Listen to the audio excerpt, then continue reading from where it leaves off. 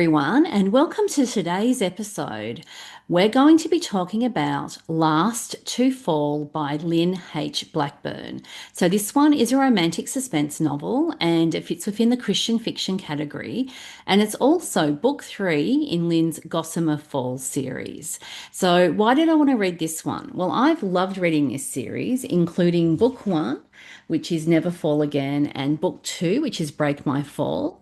And you can find recommendations for those books at my blog, at my website at narelleatkins.com. And also, episode seven, I recorded on Break My Fall. So you can look that up. If you're on the podcast or YouTube, you can go back through the playlists and find it. So I'm going to add my usual disclaimer and say many thanks to the publisher for providing an advance reader copy, and all the opinions that I express in this episode are completely my own. So let's talk about the book. Last to Fall by LYNN H. Blackburn is set in North Carolina, and we're in a small mountain town, a really very pretty setting, Gossamer Falls. And so this one I describe in terms of the split between romance and suspense as probably 60-40 and more into the romance rather than the suspense side, although it's kind of hard to explain without giving away spoilers, but the romance and the suspense are so intricately linked that you can't really pull them apart. But I do think because of the way the story plays out, there's probably a little bit more romance than suspense. And we have a twist, if we look at the tropes, on the enemies to love trope, which is really fun. I like how this plays out because it's kind of like we have a Cold War. It's really interesting. We have childhood sweethearts, we have second chances, we have unknown danger, we have the protector hero with the bodyguard. We also have the forced proximity trope with family drama. We have the suspense plot that's based around a financial fraud situation. That's where that all plays. That's where we start from in terms of the suspense plot. We've got feuding families in a small town. We have a family business where the fraud's going on, and that means we've got feuding factions within the families. And we also have a dual storyline where we go back and we see the history between our leading characters, which is really important for the story. But anyway, let's talk about the first line, which is this one. Whoever said blood was thicker than water hadn't known about the Pierce family. And this is a fabulous opening line because in one sentence, we've described so much about the problems that underlie this story. And the Pierce family, as you'll soon discover, is a very interesting family. So Bronwyn is thinking this, and she is a Pierce. And we're in the present day, and we're in chapter one. And basically, Bronwyn is thinking about her toxic family. And I'm not exaggerating when I say these people are toxic, which I'll get into shortly. So let's introduce Bronwyn. So she's 33 years old, and her family business, they own a place called The Haven, which is an exclusive mountain resort that celebrities and politicians and rich people go to get privacy. Everyone's signing non-disclosure agreements to maintain that privacy, and it's very exclusive, and people pay a lot of money to go there. And it's effectively a very lucrative family business. So it's the Pierce family that owns The Haven, and Bronwyn is the CEO. So at the start of the story, she lives on site and works really long hours. So the place is successful precisely because she is a very good CEO and good at her job. And so in chapter one, when she's thinking this about her toxic family, it's 3 a.m. and she's in her office and she is stressed out to the max. She doesn't feel safe. She believes there's unknown danger lurking around her, but she can't pinpoint what it is. She doesn't trust her large and interesting family, who basically make up the board of the Haven. It's a family run operation. And the factions within the family are really complicated, and they go back to her parents' generation and also go back to her grandparents as well. There's been a lot of history that has happened that has created the dysfunction in the extended family. And we've got internal family rivalry. She has a cousin that basically wants her CEO job. And she is really concerned because she thinks there's something wrong with the way that the business is being run, which I'll get to in a minute. So, I'm going to introduce you to our hero. His name is Mo Quinn, and he's an army veteran. He's an IT security specialist, and he's also has abilities that means that he can operate as a forensic accountant, which is very helpful for Bronwyn, and I'll explain why in a minute. So Mo lives in a tiny home on Quinland, and if you've read earlier books in the series, you'll know what I'm talking about. And his living area is effectively his office, and he works from home. So he's always staring at screens, online working. And at the same time, he's a very loyal friend and very loyal to his family. And as I said, he's a veteran, so he's served his country and sacrificed in that way as well. And Mo has a very complicated history with Bronwyn that goes back 17 years because something went catastrophically wrong when they were 16 years old, which I will get to. So the dual storyline is really interesting. So it's kind of like we start the book, and as every alternate chapter, we go back into the past. And so chapter two, we actually go back to kindergarten when Bronwyn and Mo first meet. And it may seem like it's a bit of a detour, but all of the stuff that happened in the past is critically important for the story. You just don't work out straight away just how or why it's important. And so you can definitely read this book as a standalone story, but if you're planning to read the whole series, please start at book one and read them in order because you'll see what's going on with Mo and Bronwyn, which I think means when you start reading the dual storyline with the history, you're really engaged with that because you've been curious for the last couple of books as to what exactly went wrong and why they are in the situation they're in now, which I'll get to. So their relationship dynamics are very dysfunctional, which I will get to. So the meet cute in the story in the present day, I'm going to call it the meet cute because these two are on stage together, but they have a really weird relationship. And what changes in this particular scene in the story is that they can't just coexist in the same space and not talk to each other, which they've been doing for years. And we're talking like 2 or 3 years when they've both been back in town. They have mutual friends who are related to each other, and they can be in a room but not directly talk to each other. It's a really interesting dynamic. It's very much a Cold War. And in this particular scene, we have trouble because Bronwyn needs Mo's help because she thinks there's something wrong with the accounts at the Haven. She needs a forensic accountant, and he fits the bill and he can do the job. So it's kind of interesting because she needs him to do something, but she won't directly talk to him. And so it's a really interesting dynamic that you see in this meet cute. And they have a horrendously large amount of unresolved conflict going back 17 years. There's so much emotional baggage to unpack in this story and so many problems. So, one of the main problems is working out what exactly went wrong in their relationship, what happened back in the past. They're both very stubborn and they both frustrate their friends and family members no end who are like, can't you two just talk to each other? But as you read the book, you realize there's a whole bunch of reasons as to why they just can't talk to each other. And Bronwyn's in danger. She doesn't know why, and she's really scared. She really fears that there are people in her family who could harm her. And so we have forced proximity because Mo is the one who needs to access the computer system. He needs to work out what's going on with the accounts, and that means he has to be in close proximity to Bronwyn, which makes for some very fun romantic scenes because these two, despite not talking to each other, they say body language is 90 something percent of communication, and you really see how true that is in this book because they may not be verbally talking to each other, but there's a lot of body language going on, which was really fun to see.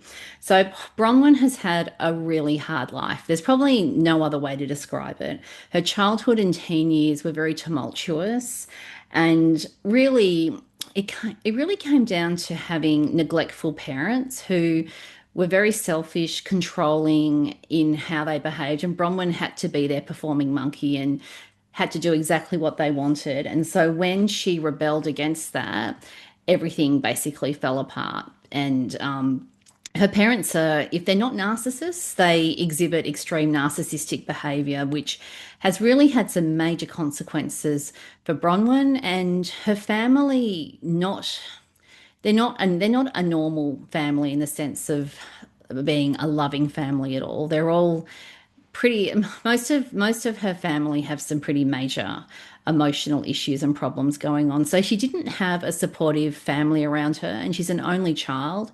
So she's had a really, really difficult time. And it's quite remarkable that she starts the story as functional as she is. And the Haven being a family business where there's a lot of money, whenever you have money and dysfunctional people, you have a lot of problems. And there are factions in the family. There's something going on that's wonky with the books that's really bad that could be a criminal thing. Like there's a whole lot of stuff going on here. And why is Bronwyn in danger is a pretty big question that needs to be sorted out in this book. And that is where the suspense plot comes into play. And I just loved how the suspense story elements, they kind of simmered under the surface a bit, but they played out in a really interesting way in the story. And I just love this story, as I've loved this series. And the history between Bronwyn and Mo is so complicated, and I had an idea of what I thought had happened before I started reading, but there was a lot more to it. And I was actually surprised by some of the things that were disclosed in that dual storyline that explained a lot about what was actually going on with these two. And Bronwyn's past and stuff that's happened, it really is impacting her in the present day. And the same with Mo, some things that he needed to unpack with emotional baggage, he needed to work through a few things as well. And the characters from the earlier books, I loved catching up with them because I love this small town. And it's going to be sad to leave Gossamer Falls. I've really enjoyed my reading journey in this town. It was so fun to see the characters from earlier books and catching up with what's happening in their lives and the friendship group that they all belong to, despite their parents and grandparents having these long-standing feuds with each other. This current generation have ignored all of that. They've become friends since they're in kindergarten at school. And it's been really interesting to see how all those dynamics have played out. Because Gossamer Falls really is like a character in this series. And we have the intriguing setting at the Haven, which is interesting and mysterious. And there's been some dangerous things that have been connected to the Haven as well.